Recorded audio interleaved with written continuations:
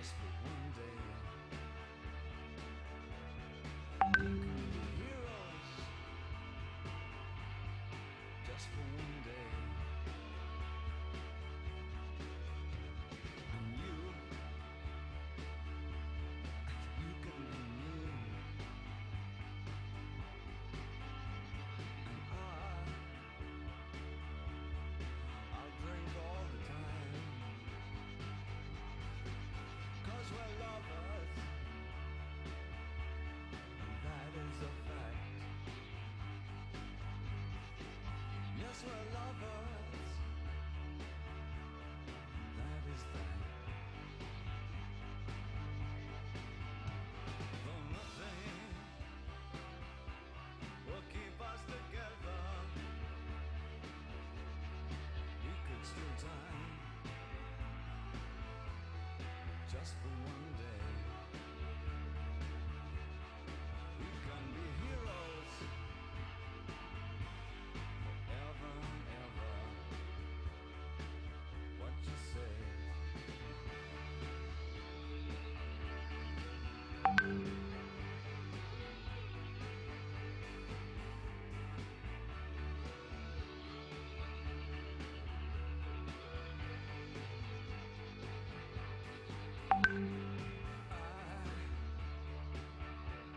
I wish you could swim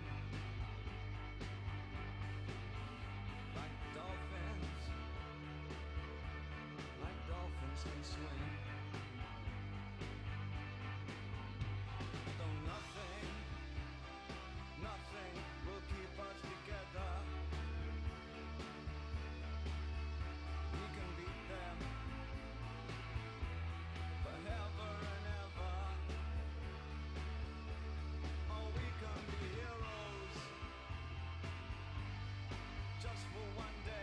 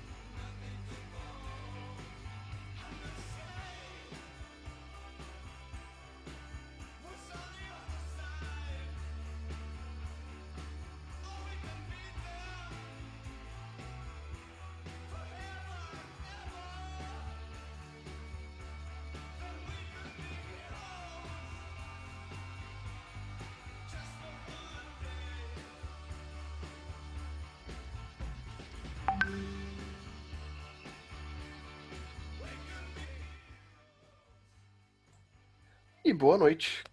Boa noite, Milena. Boa noite. Boa noite, Fernanda. Boa noite, Carlos. Boa noite, Sinara, Débora e Gustavo. Hoje dá pra cumprimentar todo mundo, né? Porque o movimento tá fraquíssimo aqui, né? Que coisa terrível, onde já se viu uma coisa dessa. Mas beleza, né? Estão aos poucos e bons. E aí, quais são as novidades, reclamações e tristezas de vocês nessa noite? Nossa! Nossa! Que coisa, hein? O negócio tá feio aí, hein? Isso que é animação, parabéns. Isso aí, pessoal. Essa semana, então, hoje, né, teremos nossa última aula do ano, né? Para que vocês já possam aí se preparar para o segundo ano ou, sei lá, terceiro semestre, né? Que já vem chegando aí. Ah, mas semana que vem teria aula. Não, mas eu vou dar esse tempo para vocês poderem fazer o trabalho de vocês, né? Para vocês terem aí um tempinho aí para fazer. Eu acho que outros professores vão fazer isso também, pelo que eu estou conversando aqui. Vão dar semana que vem para vocês fazerem. Eu, eu queria dar? Não queria dar, não, porque eu acho que vocês já deveriam estar com o trabalho feito, né? Mas, enfim, né? O correto seria já ter feito lá na segunda semana, né? Mas tudo bem. Ainda assim, eu vou vestir uma máscara de pessoa boa e caridosa e dar essa semana que vem para vocês não terem aula. Porque hoje a gente consegue encerrar nosso ano aí, tratando do Poder Executivo, né? Tratando dessa nossa última estrutura. E no mais, é isso, pessoal. Eu acho que tá tudo certo. Ninguém aqui vai ficar de DP de nada, não, né? Espero que não, né? De dependência. Espero que vocês passem, né? A boa notícia é que vocês não precisarão me ver ano que vem em sala de aula, que eu não vou dar aula para vocês ano que vem em sala de aula, né? É, a má notícia é que o Matheus dá, né? Essa é a má notícia. O Matheus da Sociologia para vocês ano que vem. O Constitucional continua, mas continua com a Thaís, né? Não comigo. É, vai ser divertido para vocês, mas não acaba aí, né? Porque no terceiro ano, se tudo der certo, vocês passarem pelo segundo, né? Daí a gente volta a se desencontrar numa matéria muito mais difícil, muito mais aterrorizante do que essa, né? Que vai ser provavelmente um pesadelo na vida de vocês, como normalmente é na vida dos acadêmicos, né? Então fico ansioso aguardando vocês no terceiro ano de novo. Mas claro, né? Isso não que vocês não vão me ver ano que vem, né? Na verdade, provavelmente depois do primeiro ano todo mundo começa a ficar chato no direito, né? Então ano que vem vocês já vão começar a reclamar mais, ano que vem vocês já vão começar a dar mais trabalho para professor, então muito provavelmente a gente vai se ver muito na coordenação, né? Então, não é por falta de aula que vocês não terão, eu não terei a vossa presença, a honra da presença de vocês. Mas bem, vamos encerrar esse ano então com o nosso poder executivo, né? Tecnicamente, constitucionalmente, eu acho que é o poder mais fácil, que a gente pode definir assim, né? Ele tem menos complexidades quanto à sua atuação, né? E bem, o Gustavo acabou de me lembrar que eu esqueci de pegar água, né? Minha garrafa está vazia. Isso é importante, bebam água, né? Mas enfim, o problema é que se eu for pegar agora a água, não vai estar gelada, eu não gosto de água sem estar em temperatura ambiente. Mas bem, pessoal, deixa eu pôr a luzinha aqui. E aí, todo mundo com fé que ano que vem a gente volta presencial? Estão nessa esperança? O Gustavo não tá nessa esperança, não. É... O Gustavo não tá muito nessa esperança, não. Ah, eu tô um pouco, sim. A vacina do Dória chegou em São Paulo, né? Vai saber. Eu não aguento mais, gente. Eu sei que tem suas comodidades essa forma remota, mas eu sinto muita falta da sala de aula, de ter alergia por causa do giz, né? De chegar em casa à noite cansado com o nariz cheio de pó de giz. Faz falta, isso parece que não, mas faz falta. Depois de quase um ano nesta, agora eu já não tô aguentando mais. Eu quero voltar para a sala de aula, né? Quero poder saber que vocês não estão prestando atenção em mim, mas eu estou olhando para você não prestar atenção. Né? Aqui eu não consigo saber, né, que você não está prestando atenção em mim. É triste. Mas vamos torcer. Espero que, apesar de que, sei lá, as notícias em Maringá estão ruins, né? Estão aumentando muito os casos em Maringá, está lotando o hospital. Ah, gente, o que a gente tá passando, hein? Quem foi o responsável por isso? Como que a gente podia imaginar uma besteira dessa? Bom, mas ainda assim, poder executivo, claro que a gente vai tratar do poder executivo aqui em âmbito federal, como a gente está tratando assim. O que eu fiz aqui, gente? Tô falando que eu não tô mais batendo bem, não. Era para fazer isso. Então a gente está tratando da estrutura do presidente da República, né? E nesse sentido, primeira coisa que a gente tem que observar é o poder executivo no Brasil, ele é derivado de um modelo governamental que é chamado de presidencialismo. Mas é óbvio, isso claro que não é óbvio. Na verdade, inclusive, né, o Brasil teve. Ninguém de vocês aqui vai lembrar disso, vocês todos muito jovens, mas no início da nossa Constituição nós votamos para decidir se a gente queria presidencialismo, parlamentarismo ou monarquia, né? Inclusive é engraçadíssimo, tem propagandas políticas da época sobre sobre sobre isso, né? Se eu não me engano, tem atrizes e atores famosos da Globo. Deixa eu ver se eu acho aqui, vale a pena. Plebiscito, monarquia. É fabuloso. Olha aqui, ó, a Cissa Guimarães. A Cissa Guimarães era garota propaganda da. Olha só. Vamos ver isso aqui, que isso aqui é maravilhoso. Notícias do nosso tempo. Na monarquia existe uma separação entre o Estado, que fica, e os governos que passam. Os primeiros ministros, chefes de governo, passam. O rei, chefe de Estado, fica. Se o primeiro-ministro for ruim, não é preciso sofrer por 4, 5 anos. Simplesmente muda-se o governo sem aquelas famosas instabilidades ocasionais no decorrer do período.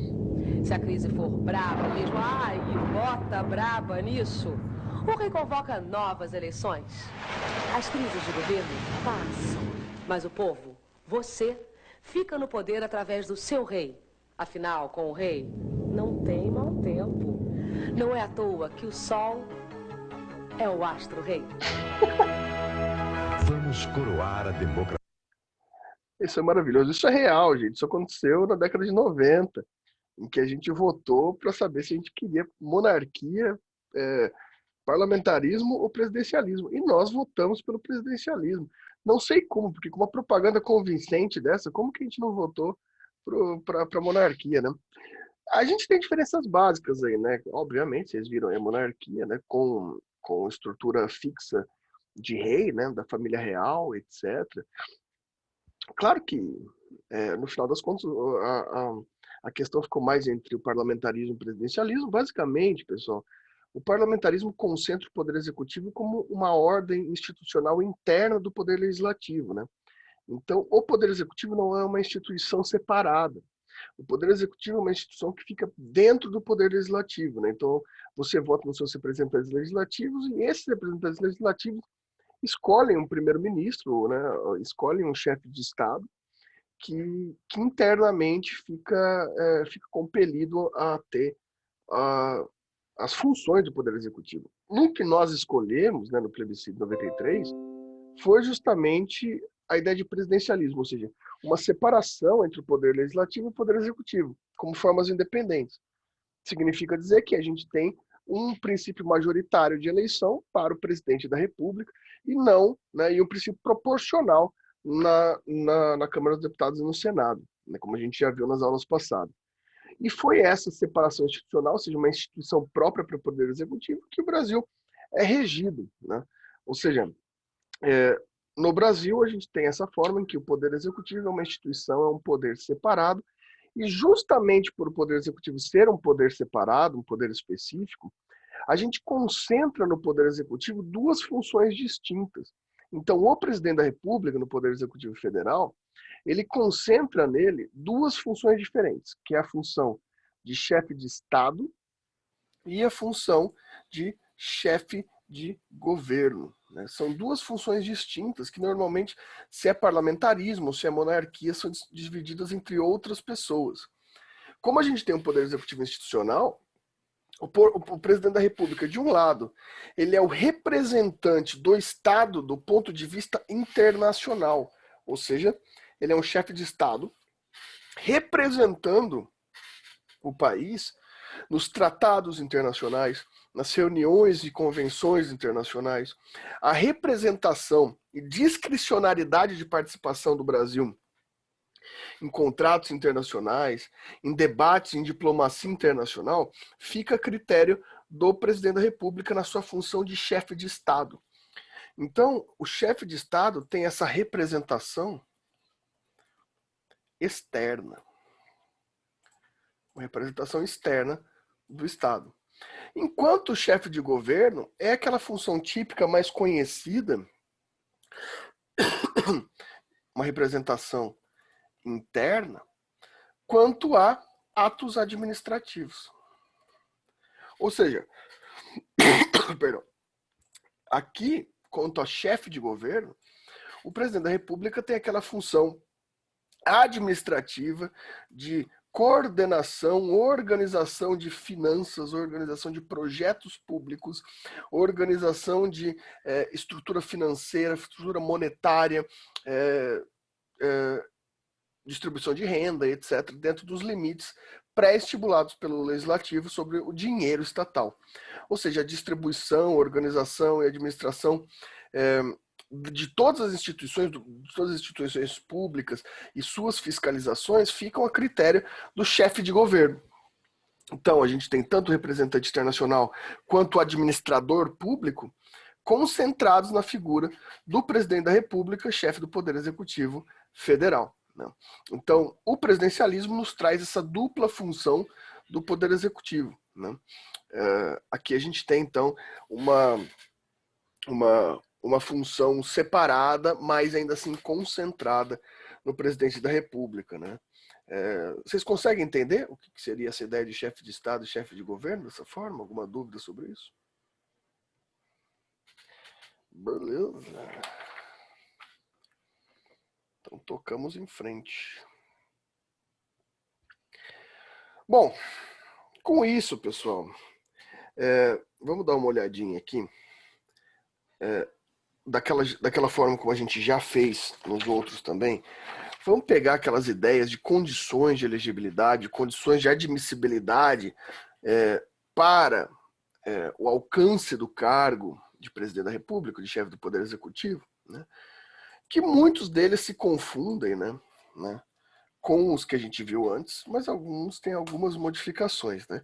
A primeira já é uma modificação, que é a mesma polêmica que a gente já discutiu anteriormente, que é a ideia do brasileiro nato. Né? É a ideia do brasileiro nato, que está no artigo 12, parágrafo 3º.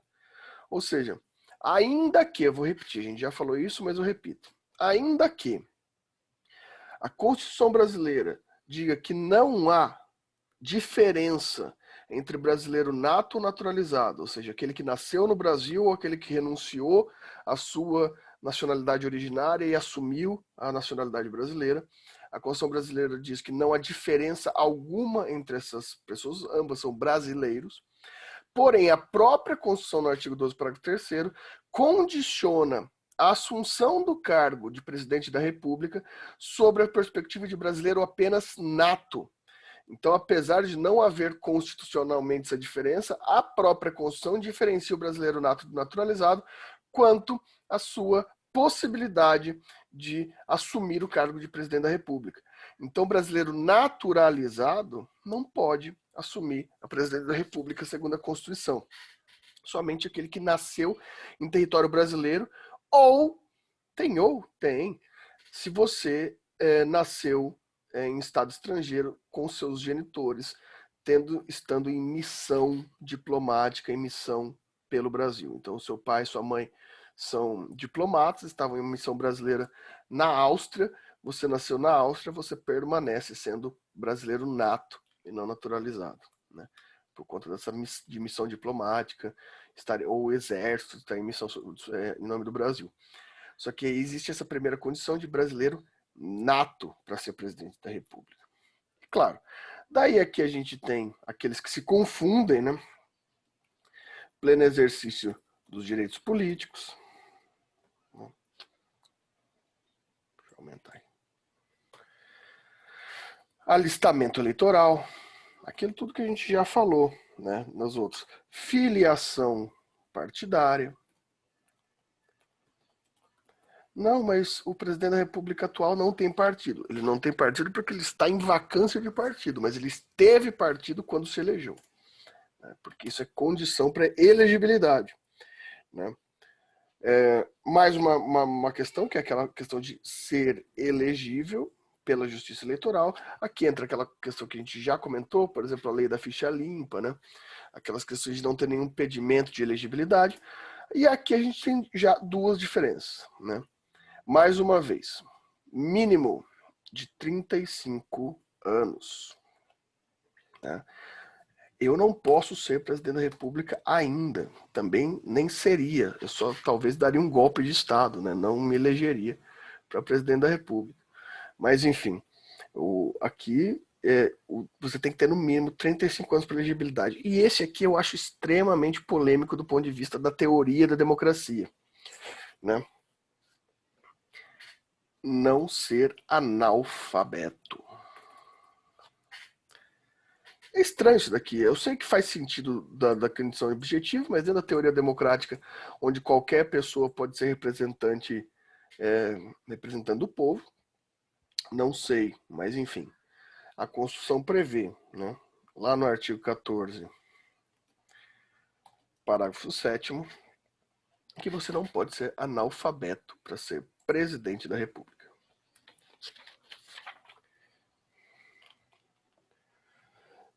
E bem, você já sabe, eleito presidente, ele tem um mandato de 4 anos, podendo ser reconduzido esse mandato por mais 4 anos, apenas uma vez, tendo o período máximo possível na presidência da República de 8 anos, né? Sendo sua eleição realizada juntamente com as eleições federais, né? Que em regra são, segundo a emenda constitucional 16 de 97, é realizada no primeiro domingo de outubro, né? No primeiro turno, e no último domingo de outubro, na possibilidade de existência de segundo turno. Foi excepcional esse ano, por conta do corona, né? Lembrando também que nem sempre em todas as cidades há segundo turno. O segundo turno, primeiramente, ele só existe com uma quantidade mínima de escola eleitoral, então são só em cidades maiores, né? E, além disso, o segundo turno só ocorre se o candidato à presidência da República não tiver, no mínimo, né, 50% mais um, ou seja, maioria absoluta. Se ele tiver a maioria absoluta dos votos, ou seja, 50% mais um, não há necessidade de segundo turno. O segundo turno só ocorre, né, na condição de haver menos de 50% de um candidato. Porque, vejam só, a gente tem lá 5 candidatos. Se um deles consegue mais de metade da população, não há mais necessidade de pensar em segundo turno. Se ele tiver 49% dos votos, aí sim ele vai com o segundo colocado para um segundo turno em que os dois disputarão. Essa questão se aplica a todos os poderes executivos, né? Federal, estadual e municipal. Vocês viram aqui em Maringá, por exemplo, que o atual prefeito não dispensou o segundo turno, né? Que ele teve 52 e poucos por cento de voto.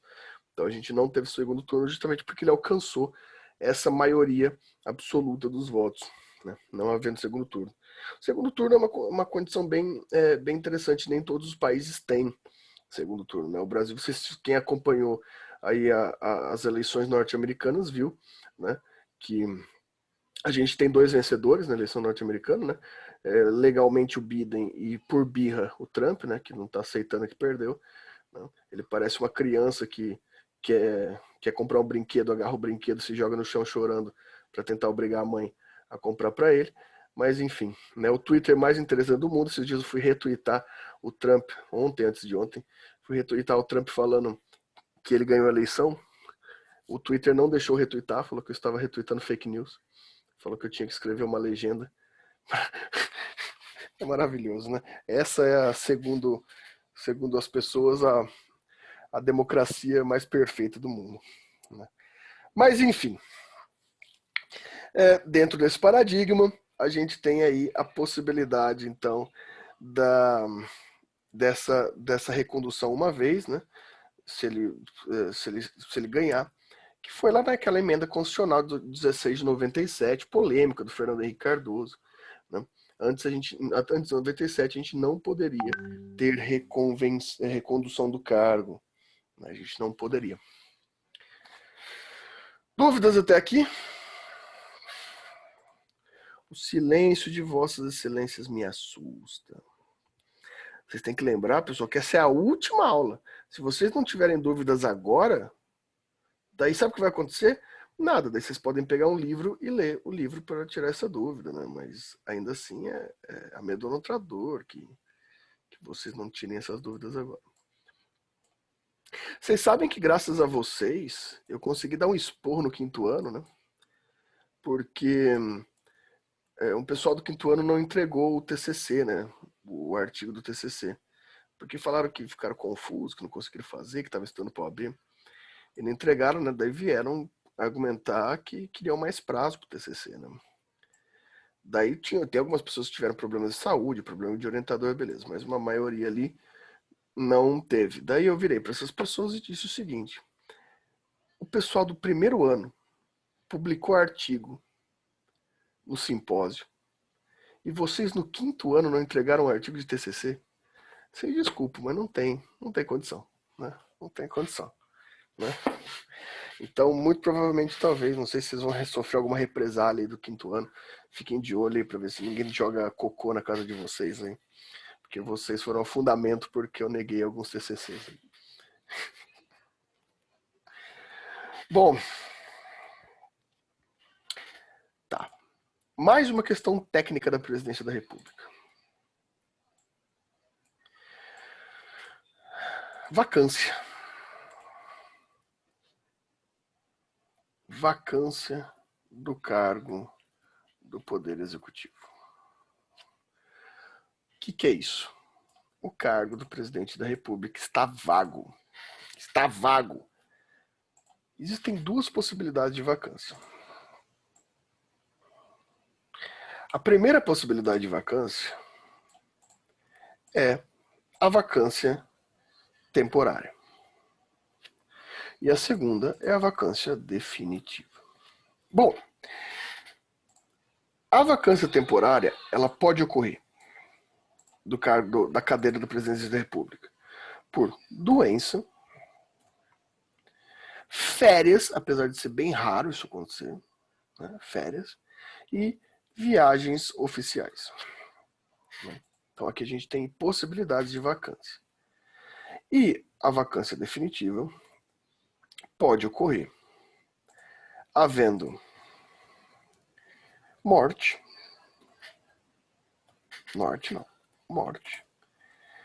renúncia ou impedimento, o famoso impeachment, ou impedimento, ou a cassação, né? Impedimento, cassação, impeachment, como vocês quiserem aí chamar. Bom, pessoal, vamos entender o seguinte: havendo vacância temporária, a forma de reestabelecimento é simples. Então o presidente ficou doente, o presidente tirou férias por algum motivo específico, né? Pode fazer esse pedido, não é muito comum, mas é possível. Ou ele está em viagem oficial, foi para um congresso internacional, foi para uma reunião internacional, foi uma visita diplomática, né? Então, obviamente, a primeira pessoa que entra no lugar dele é quem? O vice-presidente. Para isso que temos vice-presidentes. Então, está por vacância temporária a cadeira do presidente da República, obviamente. Então, a gente tem aí essa possibilidade do vice-presidente. Mas o presidente foi viajar e o vice-presidente está doente. Não pode assumir. Então, a segunda é o presidente da Câmara. dos Deputados. Presidente da Câmara dos Deputados. Bom, mas, na verdade, o que aconteceu é o seguinte. O vice-presidente está doente. E o presidente da Câmara dos Deputados, ele está também em viagem internacional, resolvendo uma questão do Mercosul, né? Então, o presidente da República foi para a Suécia, o vice está doente e o presidente da Câmara dos Deputados está em Guadalajara, numa reunião oficial do Mercosul. Beleza. Presidente do Senado. O problema é que o vice-presidente está doente, o presidente da Câmara dos Deputados ele tá em Guadalajara. E o presidente do Senado foi junto com o presidente da República para representar os estados, a soberania nacional na assinatura do tratado na reunião internacional. Tá bom. É o presidente do STF. Só que o presidente do STF, daí não tem essa possibilidade. Aqui é a última coisa que pode chegar. Você não pode autorizar que todas essas 5 pessoas estejam ausentes ao mesmo tempo, né? Então, a Constituição só prevê até o presidente do STF. Então, não pode acontecer. Se todo mundo morrer junto aqui, daí já é definitivo, né? Se todo mundo viajar junto, na verdade, aqui já é um problema institucional. Isso não pode acontecer. Isso daí seria até crime de responsabilidade. Então, a gente tem, na ausência temporária do presidente da República, quem assume é o vice, depois o presidente da Câmara, depois o presidente do Senado e depois o presidente do STF. Porém, isso, meus caros, não se aplica aqui, na estrutura definitiva. Tá?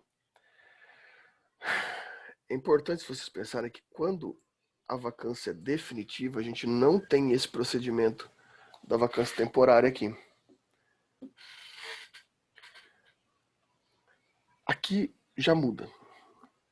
Se o presidente da República morre, como o caso do Tancredo Neves, que morreu, se o presidente da República renuncia, como no caso do Jânio Quadros, se o presidente da República é impeachmentado, sofre impedimento, como foi o caso do Collor, o caso da Dilma, quem assume só é o vice-presidente. A única possibilidade de assunção do cargo em face da vacância definitiva é o vice-presidente. Mas e se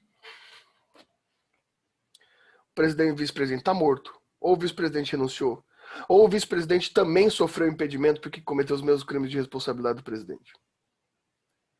Vai assumir o vice-presidente, o presidente da Câmara? Não.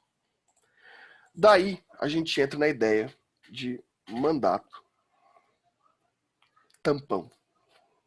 Esse é o nome. Mandato tampão. O mandato tampão significa, na vacância definitiva de ambos os cargos da presidente da República, presidente e vice-presidente da República, a gente vai ter que observar, né, qual é o tempo que isso se deu. No primeiro caso, né, nos primeiros 2 anos de mandato. Primeiro caso, nos primeiros 2 anos de mandato.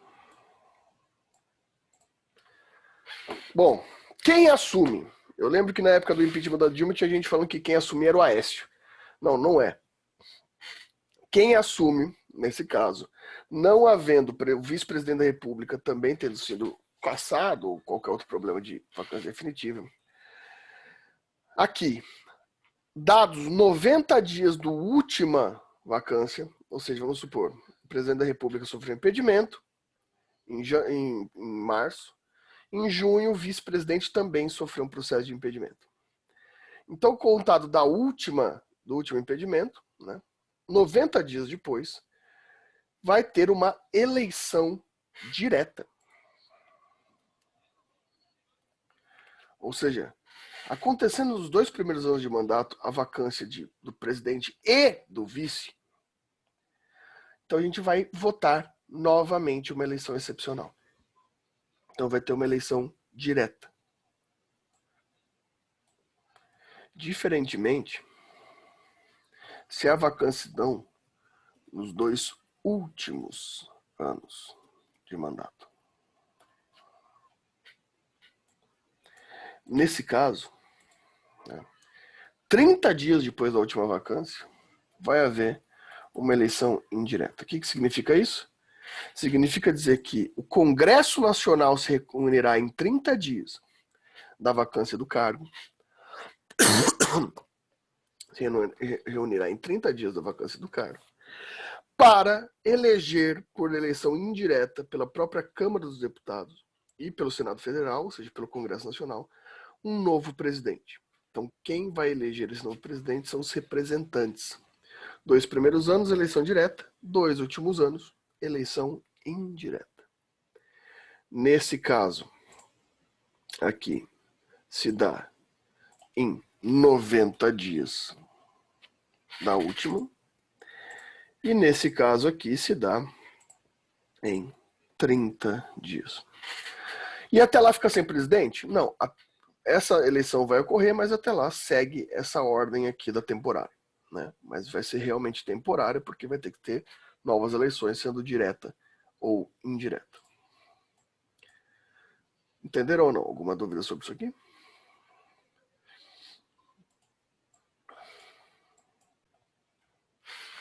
Beleza, então, meus caros. Bem, deixa eu abrir aqui, então.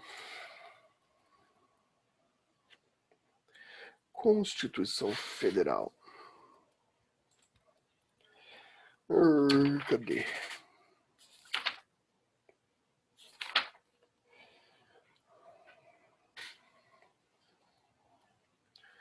Artigo 84.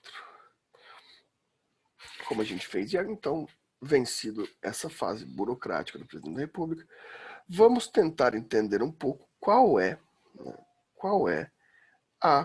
as competências privativas da presidência da República. Então vamos acompanhar aqui na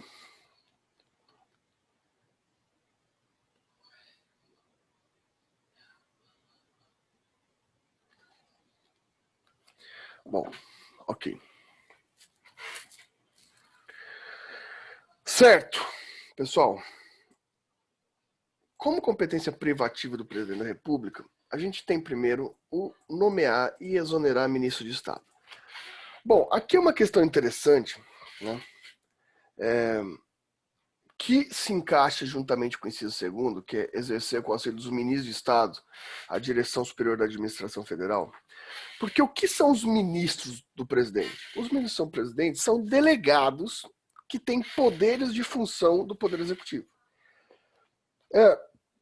A existência de ministérios, ela pressupõe competências do Poder Executivo que, para utilidade, para eficácia, eficiência, esses poderes podem ser divididos e delegados a seus ministros, que vão ser escolhidos discricionariamente pelo presidente da República, né, sem necessidade que ninguém aprove isso, só o presidente da República, e sem também nenhuma estabilidade. Ele pode ser removido e substituído a qualquer momento. E a quantidade de ministérios também fica a critério do presidente da República. O pessoal fala assim, não, tem que ter menos ministério para gastar menos. Isso, na verdade, é um pouco falacioso, né? Porque o presidente da República já tem o orçamento que ele pode gastar nos ministérios, né? Então, ter mais ou menos não vai alterar essa questão. Ter mais ou menos vai depender do plano de governo do presidente da República, né? Ou seja, o que ele vai delegar aos seus ministros. Existem alguns ministérios que, em regra, não devem ser excluídos, né? Como, por exemplo, o Ministério da Defesa, o Ministério da Defesa, o Ministério da Justiça, que ele tem competências diretas de tratar, né, de chefia ao Exército, à Polícia, né? Polícia Federal, e a inteligência, bem como também o Ministério de Relações Exteriores, que também representa o Itamaraty, algumas outras instituições. Mas ainda assim fica a critério do presidente da República modificar esses ministérios de acordo com o seu plano de governo. Não há uma regra para quais ministérios devem existir. Isso fica a critério da própria administração, né? A própria administração vai ter essa liberdade discricionária, né? E bem, outra questão interessante é a ideia de iniciar processo legislativo na forma prevista na Constituição. Por quê? O presidente da República, ele, em tese, não legisla, mas ele pode iniciar o projeto de lei. Não significa que esse projeto de lei vai passar, mas o presidente da República tem a possibilidade de iniciar projeto de lei, seja lá qual for, né? O que é interessante, porque, por exemplo, na Câmara, para você iniciar um projeto de lei, só para iniciar antes da votação, você precisa de um mínimo de deputados assinando, né? O presidente ele tem essa legitimidade de iniciar um projeto legislativo, uma atividade legiferante, unilateralmente. Então ele vai submeter ao Congresso Nacional para que vote um projeto de lei de sua autoria, né? E depois da votação, né, depois da votação e sua aprovação, a lei só entra em vigor se sancionada pelo presidente da República, né? Ele que executa a lei. Então a lei é aprovada pelo Poder Legislativo. Porém, quem executa, sanciona essa lei é o Poder Executivo, né? Vocês podem até perceber, deixa eu abrir aqui, uma outra guia aqui, quer ver? Vamos pensar uma lei. Vou pegar o Código Civil para vocês lembrarem do Paulo Roberto. Porque isso aqui é uma lembrança agradável para todos vocês. Olha lá, se a gente pegar o Código Civil e for lá no finalzinho do Código Civil, na última página, tirando aqui o índice, aqui, ó, Brasília, 10 de janeiro de 2002, Fernando Henrique Cardoso. Por que Fernando Henrique Cardoso? Não foi o legislativo que fez a lei? Foi o legislativo que fez a lei. Mas foi o presidente que executou a lei. Ele que promulgou a lei. Então, quem assina a lei é o presidente. Em 2002, 10 de janeiro de 2002, ainda estávamos sob a égide do Fernando Henrique Cardoso. Quer dizer, a lei foi antes, né? Isso daqui é tempo de vacância, né? Mas foi Fernando Henrique Cardoso que assinou essa lei, né? E assim por diante, veja lá, Código de Processo Civil. Mesma regra, quer ver? Código de Processo Civil de 2015.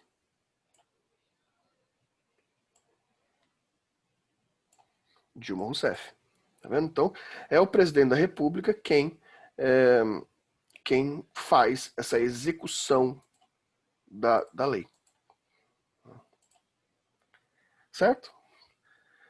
E bem como também ele tem a possibilidade de vetar os projetos de lei. Ainda que aprovados total ou parcialmente, ele pode fazer vetos no projeto de lei.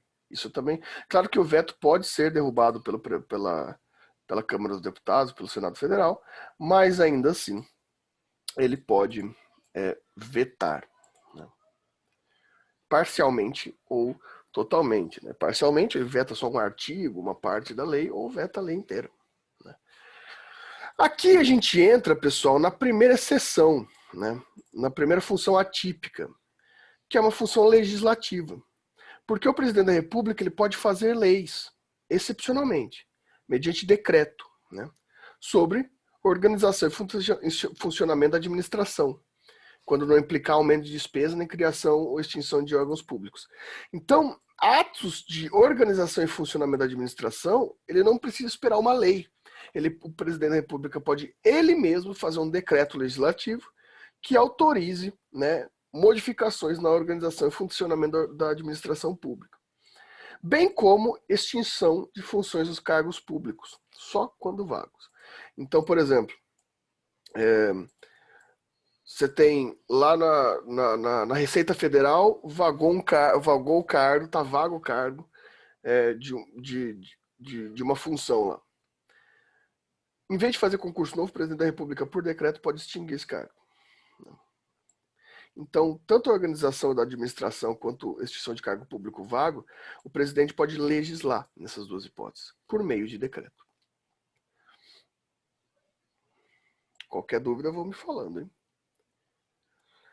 Óbvio, como a gente já falou lá sobre a ideia de chefe de Estado, manter relação com estados estrangeiros e acreditar seus representantes diplomáticos. É o presidente da República que discricionariamente autoriza que diplomatas entrem no Brasil, que se abram locais internacionais no Brasil. É o presidente da República que indica os representantes internacionais, ele que mantém relações internacionais, né? O Brasil sempre teve essa relação internacional muito bem estabelecida, né? A gente teve um projeto ali entre Fernando Henrique e Lula, principalmente, de ampliação das relações internacionais brasileiras. Foi muito vantajoso para o Brasil. A gente entrou em vários tratados, teve várias relações internacionais interessantes, né? Não sei se eu posso dizer o mesmo de agora, porque o nosso presidente estava ameaçando abrir guerra jogar pólvora no exército americano, né? O que faz todo sentido, né? Porque o exército brasileiro frente ao exército americano tem uma capacidade de luta invejável, né? Mas, enfim, não é normal para a ordem brasileira ter esse comportamento, porque a gente sempre manteve relações internacionais muito bem estabelecidas, né? Muito bem dirigidas.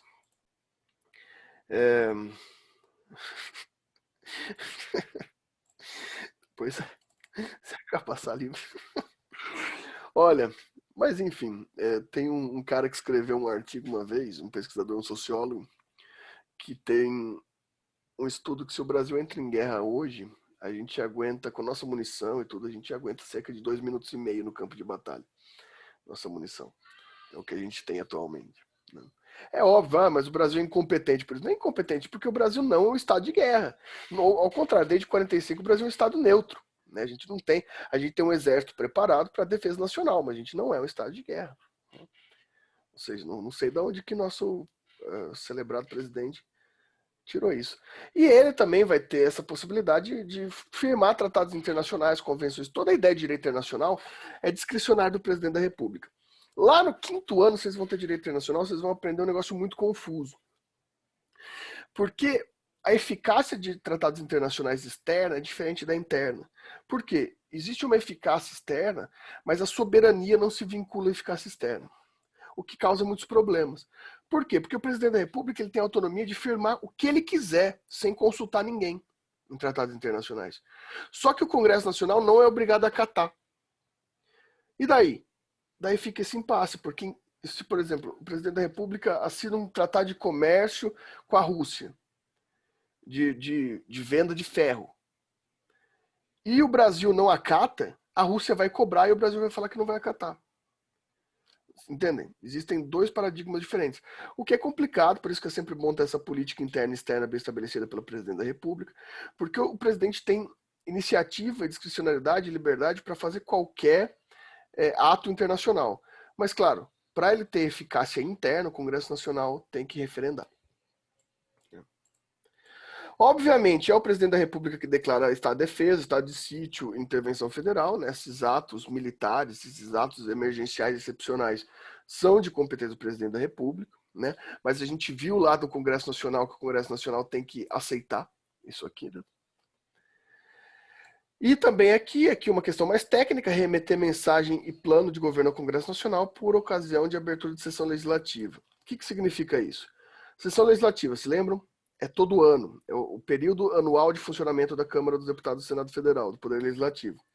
Todo ano o presidente da República tem que enviar um plano de governo ao Congresso Nacional para falar qual é a situação administrativa do país naquele momento, para que as leis orçamentárias, etc., sigam o paradigma. Isso é obrigação, se não o fizer, é crime de responsabilidade.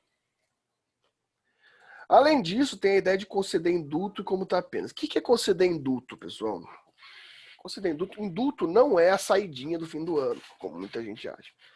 Indulto é uma escolha universal de benefício criminal durante um período para determinado crime específico para todas as pessoas que estão envolvidas. Então, vamos supor, eu sou presidente da República hoje, eu falo assim, ó, todo mundo que está preso por estelionato entre 2015 e 2018 vai ter redução pela metade da pena ou não vai ter mais pena.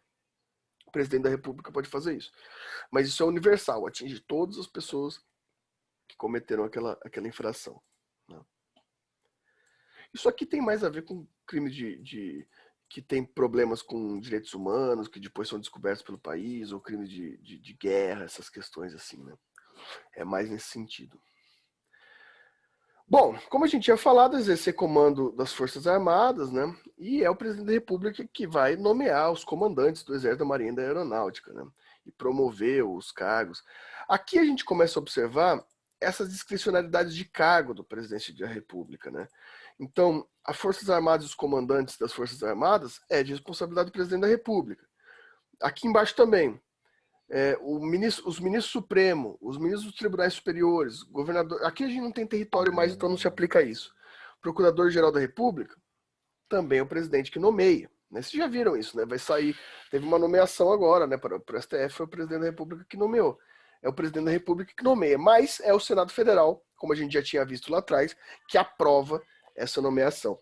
Né? E se o Senado Federal não aprovar, ainda é o presidente da República que indica outro, mas é sempre de competência do presidente. Né? Os ministros do Tribunal de Contas da União, a Advocacia Geral da União, o Conselho da República, né?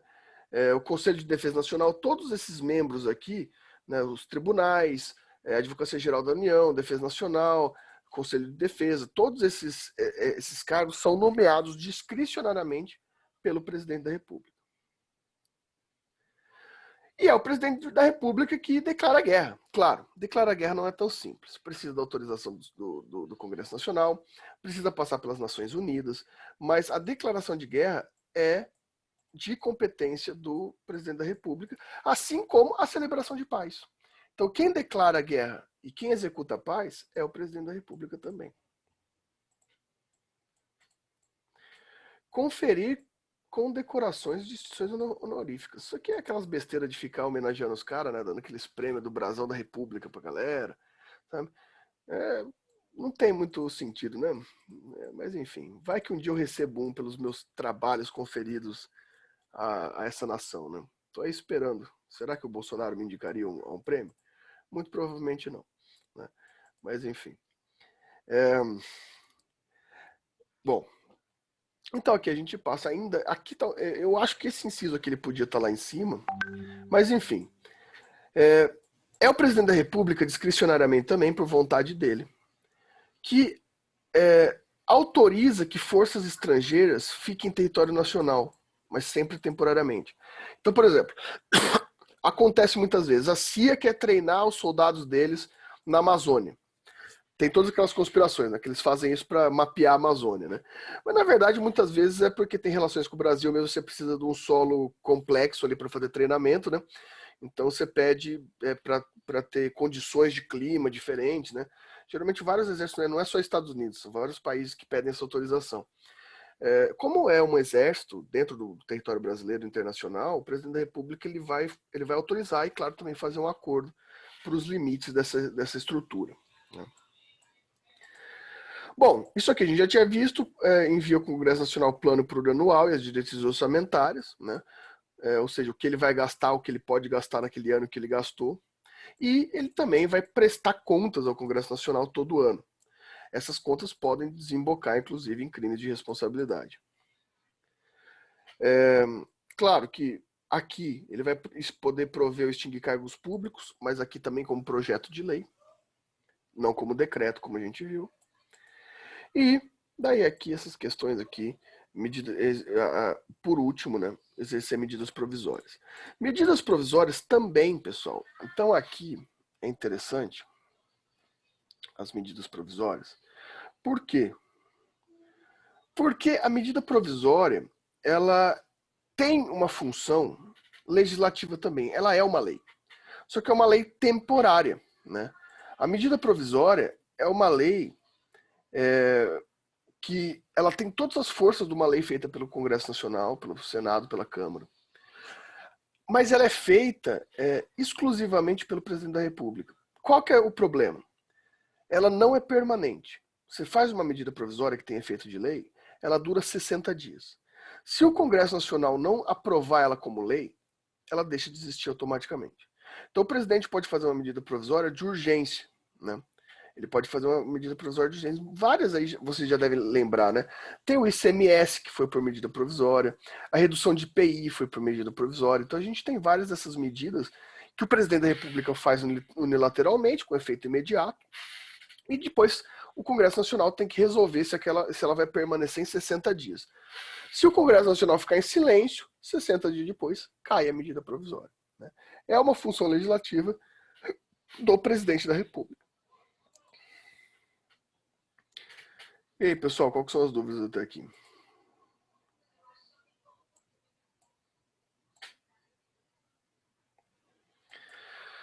Fico muito feliz com a animação de todos vocês. Vocês também fizeram o júri da Silva essa semana? Já foi, já? Porque o pessoal da manhã não estava nem prestando atenção na minha aula, porque estava todo mundo tão polvoroso com o júri da Silva, estava todo mundo revoltado, porque não sei quem foi condenado, não sei quem foi absolvido. Ai, gente, que é isso? É um júri simulado, não é verdade. O pessoal começa a brigar por causa do negócio.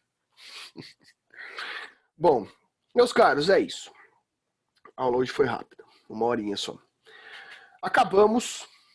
Espero que vocês já também estejam acabando os trabalhos aí espero que ninguém fique de sub, espero que todo mundo já encerre o assunto de direito constitucional agora já nessa semana que vem. Foi um prazer dar aula para vocês, já falei, repito, vocês são uma turma que eu gosto muito, uma turma que me surpreendeu positivamente, gigantescamente. É ótimo ver que essa nova geração aí, que nasceu na década de 2000, é tão interessada, né, produzindo. Foi muito legal, a gente vem falando demais isso nas últimas reuniões dos professores, como vocês têm interesse acadêmico. Não deixem isso para trás, ano que vem continue produzindo, continue estudando. A gente se vê de novo no 3º ano. Espero que essas aulas tenham servido para alguma coisa para vocês, que vocês tenham aprendido alguma coisa. Peço desculpas por algumas coisas que eu sempre falo, porque eu sempre acabo tiltando aqui nas aulas às vezes. Se eu ofendi alguma pessoa, o que eu posso te falar? Peço desculpa, eu não posso te pedir desculpa, porque é muito fácil pedir desculpa. A única coisa é use essa raiva contra mim para você ir lá e buscar o máximo de argumentos possíveis para me humilhar no 3º ano. É sempre o que eu espero de vocês. Então, eu agradeço o presente de todos vocês, muito obrigado. A gente se vê daqui 2 anos, em 2022, que eu acho que pelo menos em 2022 a gente vai estar presencial, né? Eu espero, eu espero. Mas a gente se vê em breve. Qualquer coisa eu estou à disposição. Bibliografia, artigo, todas essas coisas aí, se quiserem procurar. Problema de coordenação também, vocês sabem onde me encontrar. E a gente vai se vendo aí. Um bom futuro para vocês. Vocês acabaram o 1º ano, agora definitivamente vocês não são mais calouros, vocês já são juristas. Então, um grande abraço para todos vocês e a gente se vê. Valeu. Obrigado, professor. Boa noite, obrigado. Boa noite. Valeu.